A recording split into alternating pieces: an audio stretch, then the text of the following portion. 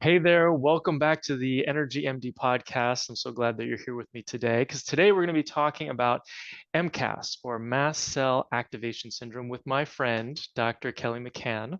So let's learn a little bit about Dr. Kelly.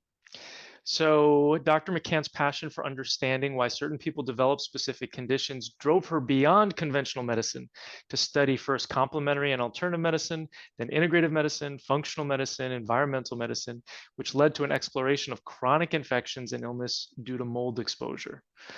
As a practicing internal medicine doctor and pediatrician, Dr. McCann utilizes her extensive knowledge of root causes, various modalities, and treatment options to guide patients to health in her thriving practice, the Spring Center, located in Costa Mesa, California. Dr. McCann lectures regularly at professional conferences on topics such as complex chronic illness, Lyme disease and co-infections, environmental toxicants, mold and mycotoxin illness, mast cell activation syndrome and related illness, and psychological and spiritual issues related to chronic illness. She lives in Aliso Viejo, California, with her husband and their dog.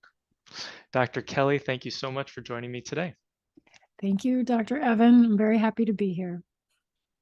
So we're going to be talking about increasing energy and improving symptoms in MCAS, but let's start off first with a definition. So what is mast cell activation syndrome? Sure. So mast cell activation syndrome is a multi-symptom, multi-system inflammatory, sometimes allergic condition where a certain part of the immune system, namely the mast cells, which are filled with all these inflammatory mediators or chemicals, are inappropriately released when the body is exposed to something that it perceives as a threat. And so mast cells tend to live at the areas of interface between ourselves and the outside world. So they line our respiratory tract, our GI tract, lower respiratory tract. They're on our skin. They have an affinity for our nerves and our nervous system, our vascular system, and they're in our brains. And so because they're everywhere, constantly surveilling for foreign invaders, when they perceive foreign invaders, like we eat something that our mast cells don't like, we can get a reaction. So why do they become activated in some people and not others? That's a great question. It seems that there is a genetic predisposition that some people have to have more irritable, uppity mast cells. So not everyone gets mast cell activation, although it's very common. The latest research shows us that it's roughly, 17, 18% of the population. So nearly 20% of the population have mast cell activation. Generally, I find that the mast cell activation gets triggered over time. So people might be allergic kids, they might have asthma or eczema, they might have food allergies or food sensitivities, and then something else will happen. Maybe they get another exposure, like a mold exposure or another kind of toxin exposure. They might get Lyme disease, and with each subsequent exposure, they develop more and more reactivity because the mast cells get more and more pissed off. Gotcha. So then it's like this accumulation over time, this total body burden. Yes. Total body burden, whether it's mold or Lyme disease, chronic infections, environmental toxicants. And then the mast cells are so reactive, people become so sensitized to things that it becomes very challenging to try and treat them for the mold or the Lyme or whatever it is that they have that triggered it in the first place. Mm-hmm. Yeah. Okay. Yeah, that's helpful. That makes sense. So then, is this just about mast cells? So, these toxicants that you mentioned that are building up in the body that are triggering the mast cells, are they triggering other aspects of the immune system? They certainly can. Yes. So in some people, they can get IgE reactions. IgE is the immunoglobulin that is related to allergies. So some of my mast cell patients will have very high levels of IgE, which gives us other tools that we can use, like Xolair actually works really well for patients with elevated IgE and mast cell symptoms. Oftentimes they can get an autoimmune kind of picture too. So mold, Lyme, chronic environmental exposures, those things can trigger an immune dysregulation where they get the autoimmune conditions as well as the mast cell activation. It's very complicated. And so the name mast cell activation syndrome also probably includes a number of these other things that are happening as part of the immune system. It's not would you say that it's just really the mast cells that are reactive in MCAS? I think people would describe it as the mast cells are reactive in MCAS, but there are many other related conditions. So, for example, it turns out that many of my colleagues and myself are seeing patients who have hypermobility, Ehlers-Danlos syndrome, hypermobile, whether it's classic type or just the hypermobile type. Those people tend to have more issues with mast cells. They also tend to have dysautonomia. So we have kind of one of my colleagues, Andrew Maxwell, who's a pediatric cardiologist in the Bay Area. He named these patients the pentad patients. And so it's dysautonomia or POTS, EDS, SIBO, or a gastroparesis type picture, autoimmune, and then mast cell activation. And so those five conditions tend to show up again and again and again in these patients. Interesting. And so how do you diagnose MCAS? So technically, MCAS is a clinical diagnosis, meaning if you take a good history and you see allergic, inflammatory, multi-system, multi-symptoms in somebody's history that's gotten worse over time, that is technically the most important clinical definition. And then we use some labs to help corroborate that diagnostic clinical suspicion. The challenge with a lot of the labs is many of the chemical messengers that we're looking for are very volatile. They're heat sensitive, and so they will dissipate very quickly if the specimens are not handled pristinely. So we can check things like a tryptase level, which I'll talk about, chromogranin A, histamine level. We can check different metabolites, so N-methylhistamine, prostaglandin D2, leukotriene E4, and then some of their metabolites. But there really aren't that many markers that we can check through blood or urine, maybe a dozen. And I'm checking those in blood and random urine and then 24-hour urine. And so when the patients have to collect that 24-hour urine, it has to be refrigerated the entire time. They have to, take it on an ice pack into the lab and hope that the lab keeps it on ice. And same thing with the blood draws.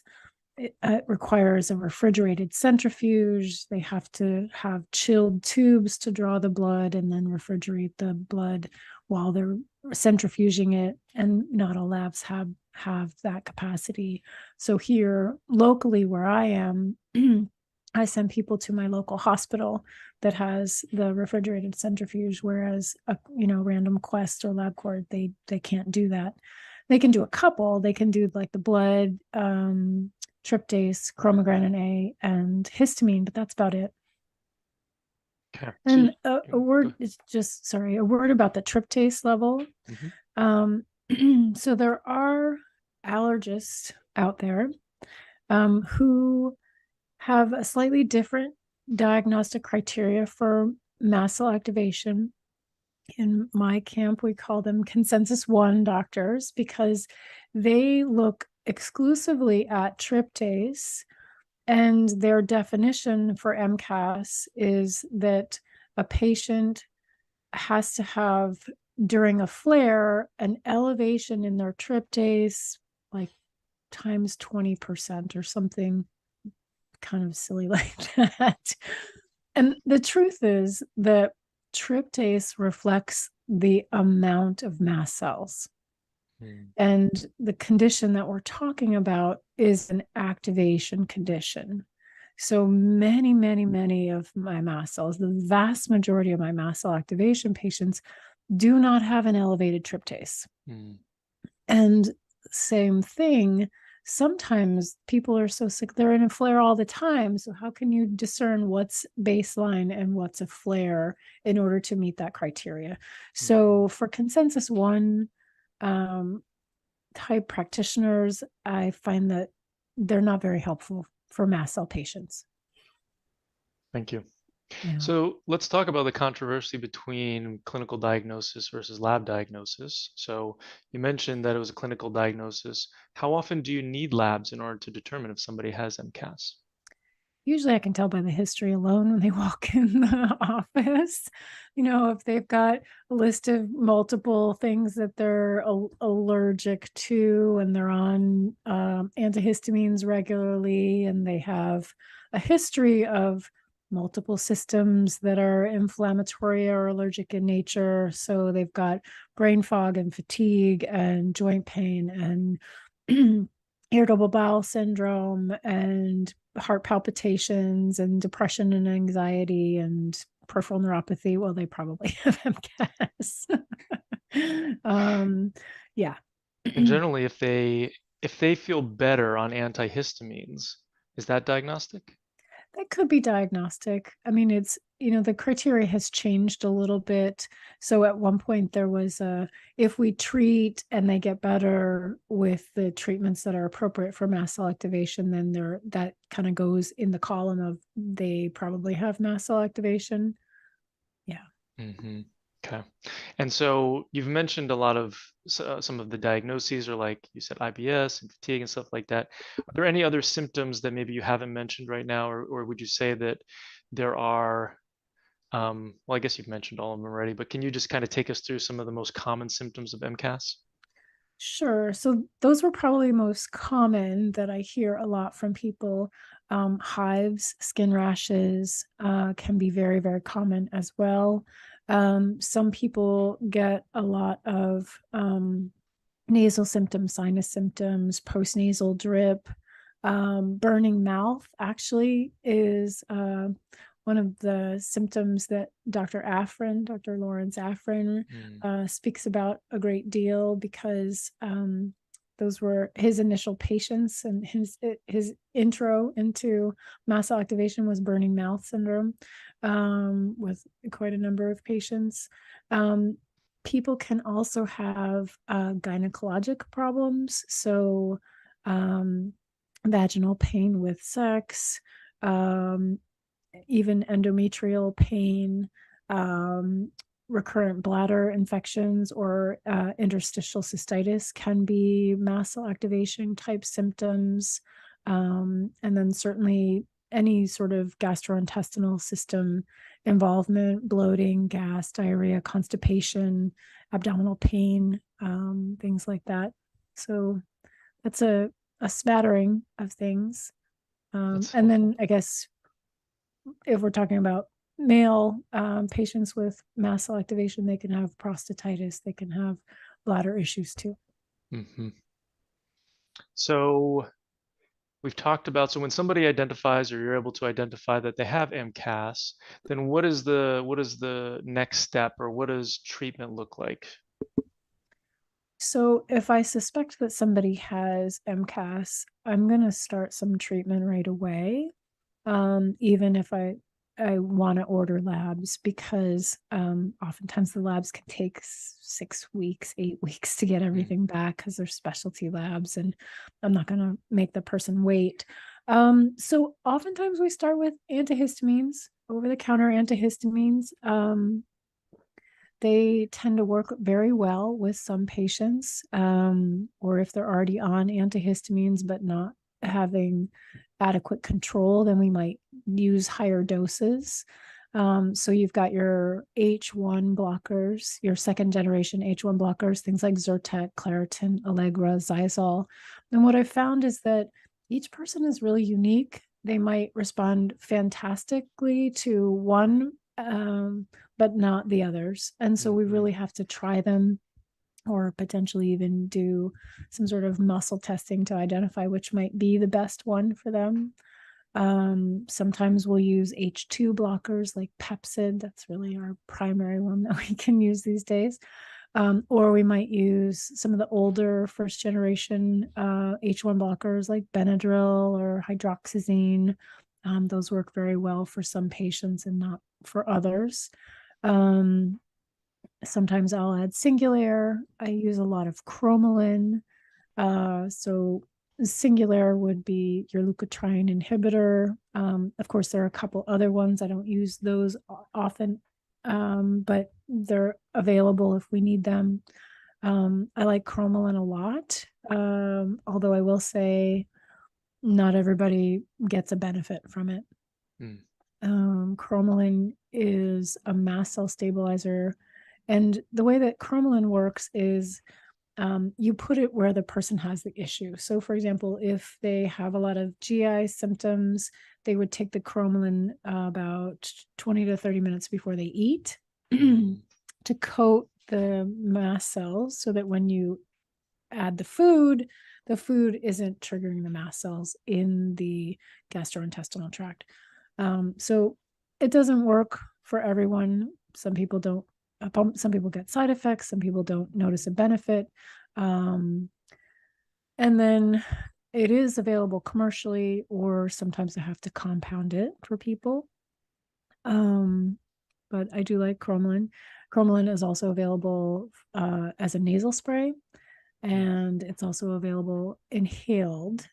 So inhaled Cromolyn works fantastic when people have respiratory components to their MCAS. So I do like that for some people. It works really, really well.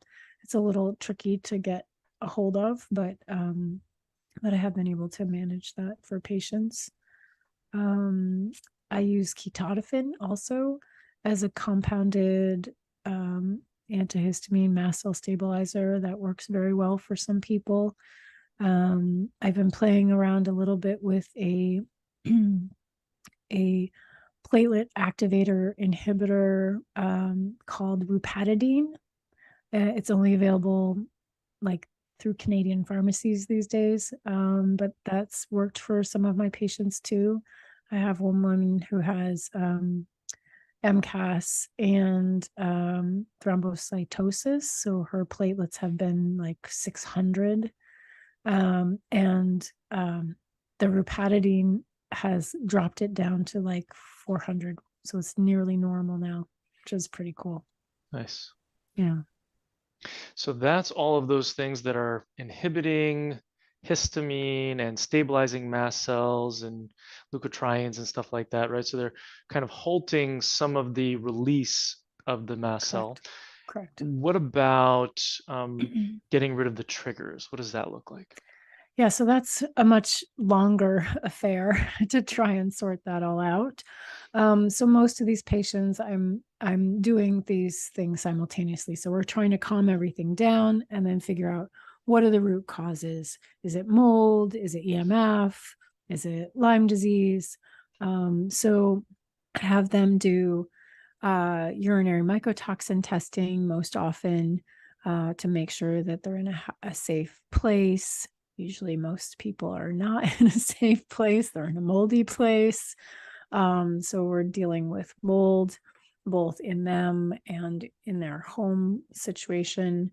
I test routinely for Lyme disease and all the co-infections as well. And then depending upon their level of sensitivity, will introduce treatments when we feel like the mast cells are under enough control that they can tolerate treatment.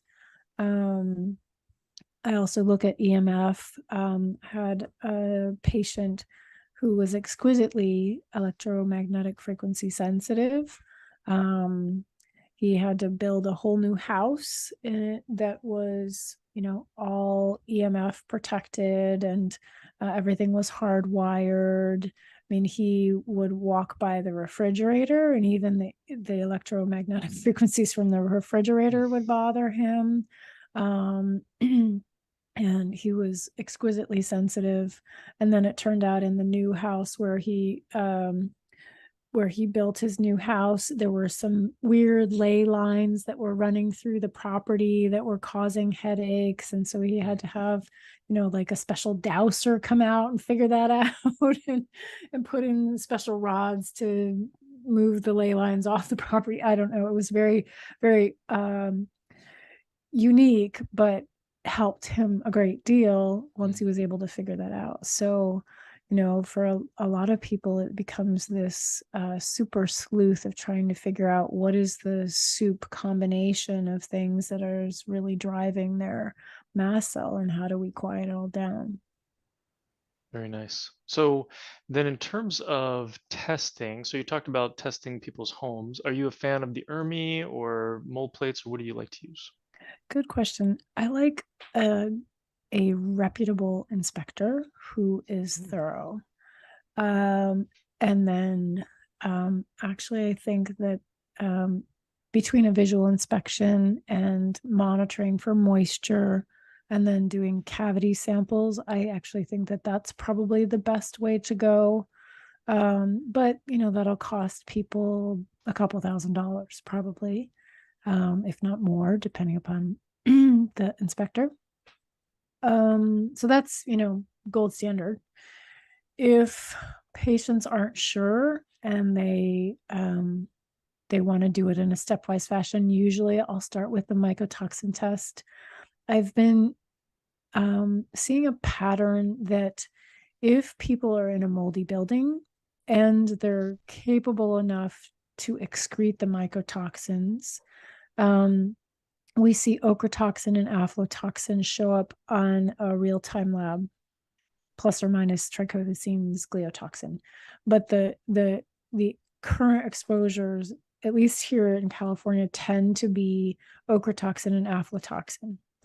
Now, if I have them do a mycotoxin test and I think that they're adequately excreting, and they don't have ochratoxin or aflatoxin, it might be a past exposure, and that tends to bear out pretty well. So if they have higher levels of trichothecenes, gliotoxin, and zearalenone, but no aflatoxin and ochratoxin, that tends to look more like a past exposure to me. Because when I watch people excrete over time, the first ones to come out are the ochratoxin and the aflatoxin. Those diminish, and then the other three usually go up high as the pattern over time, because I've been tracking patients for 3 years, doing these serial real-time labs every 6 months while they're going through their mold detox. It's a long process to get this stuff out. Mm-hmm.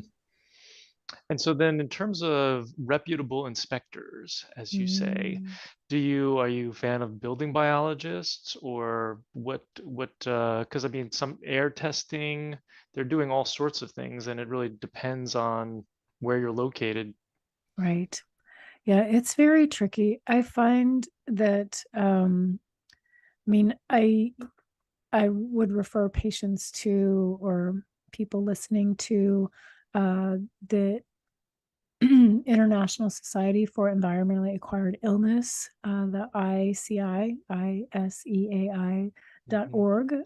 They do have a list of reputable mold inspectors there whom I trust. I think building biologists generally are pretty good, but if somebody comes in and they're only going to do air testing, I don't think that's adequate. It's just not adequate, because the mold is behind the walls. So if you're not doing cavity samples, I think you're missing it. I think you can get an idea using an ERMI, looking at the species and the numbers, but the ERMI score itself is not necessarily reflective of the health of the house. I just don't think that that's adequate. I think you need a thorough inspector, and you need to really look at the inside of the house, the outside of the house, the attic, the HVAC system.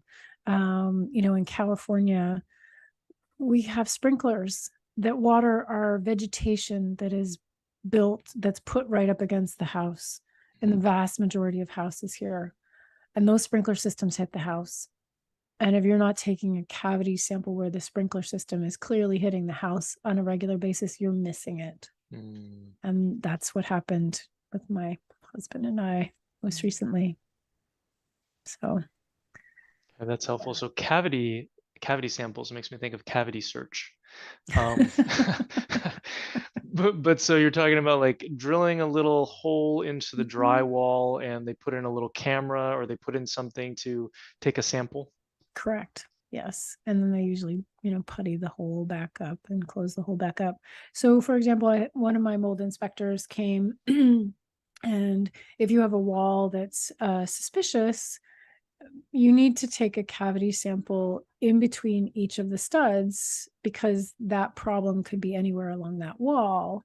And so what she would do is she would take a cavity sample, 4 different spots, if there were 4 different cavities, and then just send one of those for testing and hold the other 3 in reserve. Because if you get the answer, you get the black mold or whatever it is that you think you're looking for in this specimen that gets sent off the first time, well, then you don't have to spend hundreds of dollars. You can spend a little bit less. So, there are ways to get the answers that you need, and not spend a bazillion dollars simply doing testing.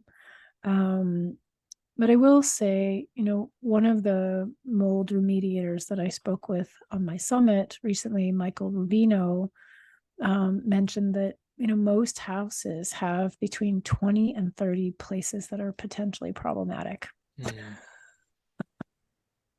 Which is just an astronomical amount of potential water leaks.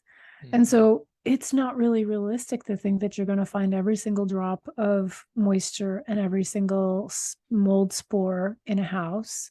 You just have to find the worst ones and then hope that that's sufficient to allow, somebody with mast cell and mold exposure to get better. Yeah. So it sounds like the places that are the worst are probably ones that have higher moisture contents on the moisture meter. Perhaps they're using some sort of infrared light in order to detect. Maybe there's increased humidity behind a wall. Right. Any other things that generally these inspectors are using? I think, and then just visual inspection, does it look like there's water damage somewhere? Are there stains on the ceiling? Is there buckling on the floorboards? Things like that. I'm not a building biologist, so I'm assuming that that's what they're looking at. No, that's good. And then what's the percentage of the number of homes in first world countries that have water damage? So the studies are a little bit old at this point, like 2009, I think. The statistics were 50 to 60% of homes in the developed world, in the US and Canada, had some history of water damage or moisture intrusion.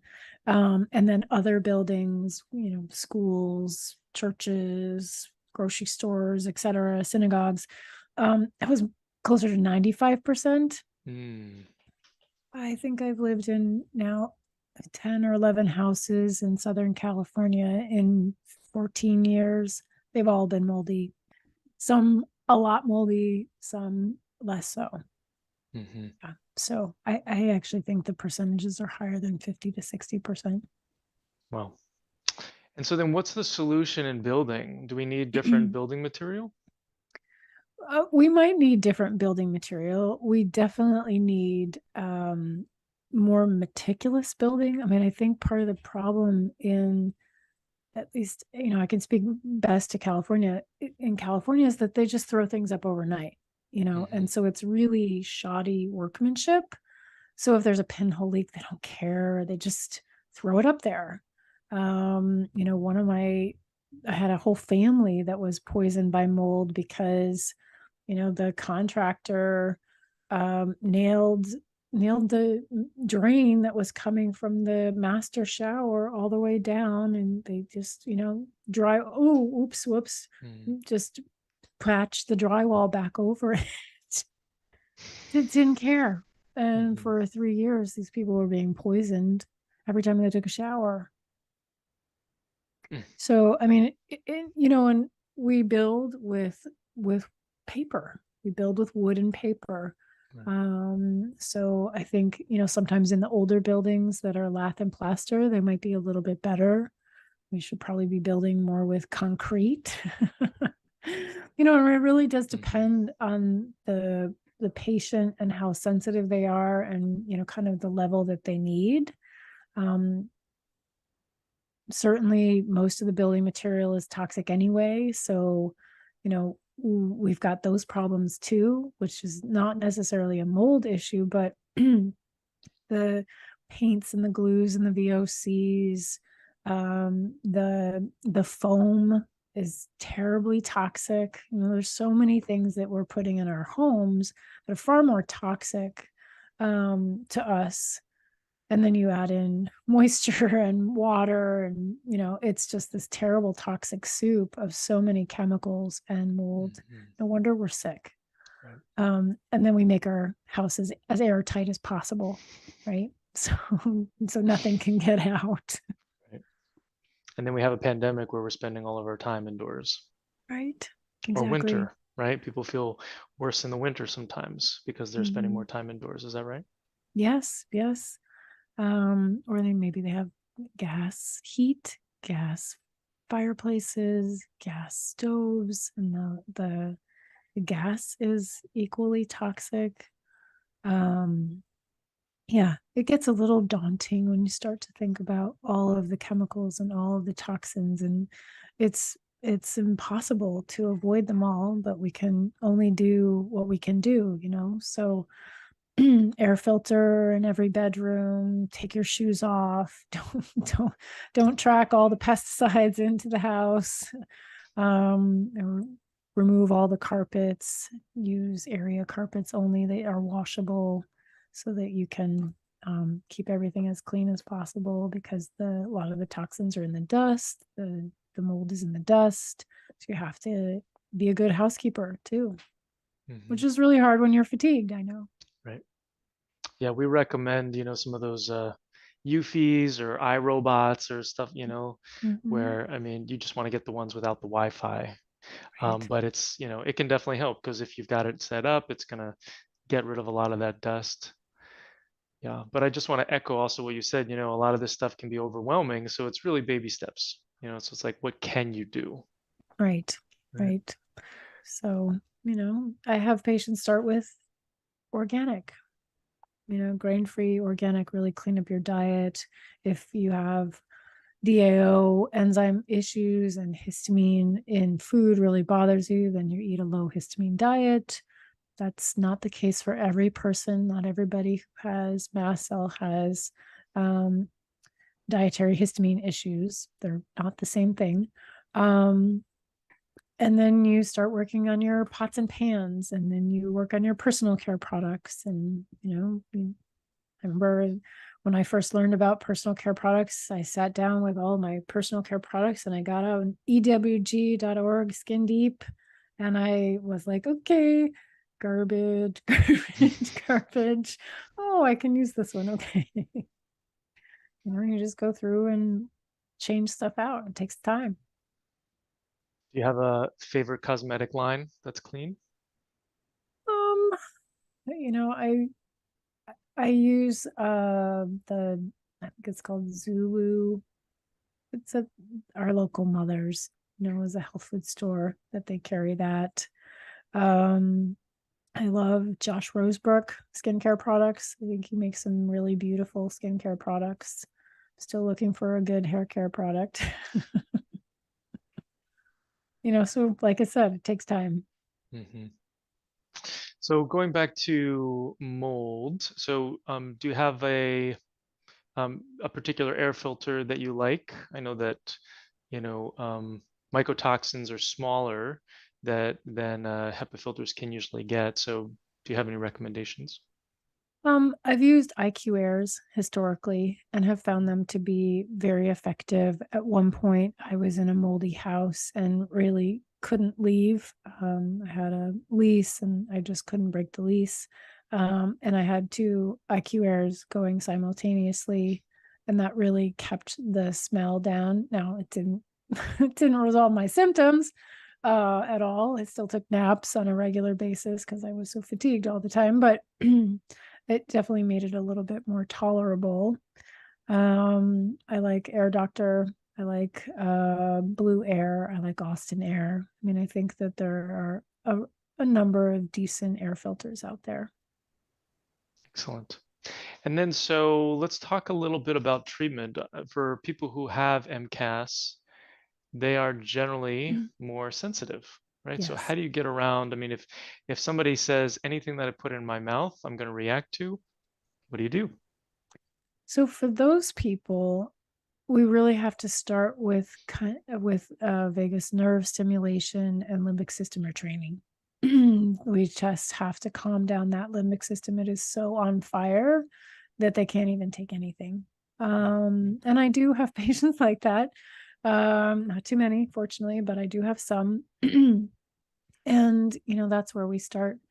And if a particular limbic system retraining program doesn't appeal to them, then we have to find something else. We have to find a way in that's going to calm things down. So it could be emotional freedom technique. It could be, biofield resonance tuning. It could be a variety of different things, whatever it is that seems to appeal to them and helps shift their nervous system. Um, is going to be where we start. So, I try and have as many different tools in my toolkit to offer people for them to explore to see what is of interest to them and resonates with them. So that's where we start with those people. We may be able to start with IVs with some of those people, even though they're super sensitive and can't really take anything orally. And then the vast majority of people can take something orally. So sometimes we have to compound the antihistamines. I find that works really well for patients who are sensitive, because it turns out that they're actually sensitive not to the medication, they're sensitive to the inactive ingredients in the Hmm. medications. And there's a wonderful database called NIH Daily Med, which lists all of the inactive ingredients or excipients. And so you can actually look up all the medications, both prescription and over the counter medications, and figure out what the inactive ingredients is by manufacturer. There's something called a National Drug Code, NDC, on every prescription and pharmaceutical in the US. And so you can look up by NDC. You can look up by just label and see what the inactive ingredients are. And so for those people who are exquisitely sensitive, I have them, try and look that up and figure out, well, what is the inactive ingredient that you're really bothered by that's in this medication, this medication, this medication, this medication, and we can try and figure it out. And so then we know we need to avoid that excipient. We can find a manufacturer that might avoid that excipient. Maybe we can, use regular prescriptions without having to compound everything. So there's ways around it. And then, for some people, they do better with herbs. So I use a lot of single herb or nutraceuticals for patients. It might be quercetin, it could be luteolin, it could be periliseed or pyramine. Usually there's something that they can tolerate that works well for them. And so there's a lot, I think through the course of doing the Mast Cell Summit, I did research and found like 64 different potential supplements. So there's a lot of options out there for supplements that have mast cell stabilizing effects. Excellent. So coming back around to fatigue and sleep, do you have any favorite treatments for those? Yes. I think with fatigue, probably the most important thing is to get to the root cause. Fatigue is a symptom of so many conditions. You can get fatigue with mold, you can get fatigue with Lyme, Bartonella, Babesia, mast cell. So treating the underlying thing is most likely going to help the fatigue. I do use some research nutritionals products like the ATP fuel. I do find that works in some people. Adrenal support for fatigue. Sometimes just the phosphatidylcholine will help with fatigue. And I use the PC as part of my mold treatment protocol, my SIBO treatment protocol, my autoimmune treatment protocol. So I love PC. I find that phosphatidylcholine works really, really well because it's the building block of every cell in the body. And if our, cellular health is compromised and we change out the phosphatidylcholine molecules in our cells can function better. And the same goes true with the mitochondria. If you have adducts, DNA adducts or mitochondrial adducts sitting on the mitochondrial membrane, and you wash them off with PC, the mitochondria will work better too. So things like that. Sometimes I'll do organic acid testing and treat based on what we find in the organic acid test. So maybe they need more riboflavin or CoQ10 or carnitine. So there's a variety of different tools depending upon what the presentation is for that person. In terms of sleep, I use a variety of different tools for sleep. For some people, 5-hydroxytryptophan works great. I've been playing around with some higher melatonin doses, magnesium, low dose naltrexone, which also has some benefits in patients with mast cell activation. I made a sleep product myself because I've struggled with sleep too. It's a magnolia based product. So my magnolia bark hits the GABA receptors, which has a calming effect. So that's one that I like a lot. Not quite as potent as phenylbutyric acid, like we were talking about earlier, but it does okay. And then sometimes we just have to use pharmaceuticals. Sometimes that's what, fortunately as MDs, we can do that. We can use pharmaceuticals if necessary. And the hope is always to be able to get people to sleep and then wean them off so that they don't need that. And then I'm still looking at root causes. So for example, some people can eat foods that make it difficult for them to sleep if they're dairy sensitive, for example, or sugar sensitive, if they're caffeine sensitive. So, stopping the caffeine can definitely improve sleep. Stopping the food sensitivities can definitely improve sleep. I wear an Aura ring. Love my Aura ring. Wonder Twin powers. And that tells me a lot. When I have alcohol, well, my sleep is not good. So you can really tell. Or if I work out too hard, and I'm really achy. Oh, okay, I overdid it. I didn't recover. I didn't sleep well.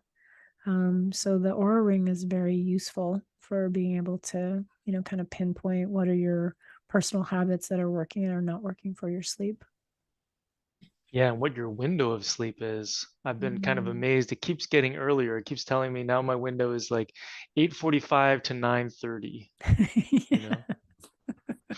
And last Yes, night I went that's to bed true. at 9:18 and I got a 92 sleep score. So Woohoo. yeah, I'm feeling pretty good about that.